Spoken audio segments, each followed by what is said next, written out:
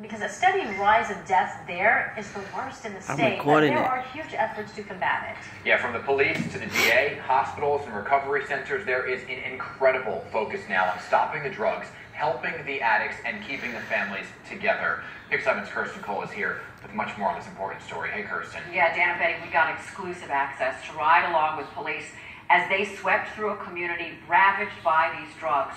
But we also learned of the real difference that's being made in these groundbreaking programs. It is a model that many may soon be following.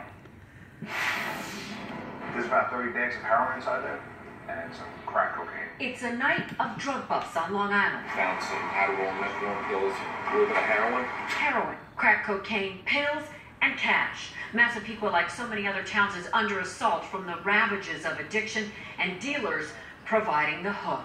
These areas are a little more affluent, and it's where money is. So that's where they attract and start. They go down to the schools, they go down to the parks. Nassau County PD has spent the past 2 months mapping out crime trends and overdose deaths. It helps them crack the code of exploding drug use. Pix 11 News got unprecedented exclusive access as town by town these teams from the Community-Oriented Police Enforcement Unit sweep through neighborhoods. Radio, battery. Good. During our ride-along, 2 users quickly picked up pockets full of drugs, but this time they're facing more than just jail. It could be their night of redemption. They're looking for help. You know, the guy who's sitting there crying because he's saying, I just need help. So we'll try to get him the help he needs. That's right. These cops not only make the bus, they're providing the lifeline to get clean, starting with Nassau County's diversion court, where they can get a hand up instead of just handcuffs. Striking while the iron is hot. DA Madeline Singas converted this courtroom into a diversion court, giving addicts a life-saving option. You're the district attorney. You're talking like a social services person.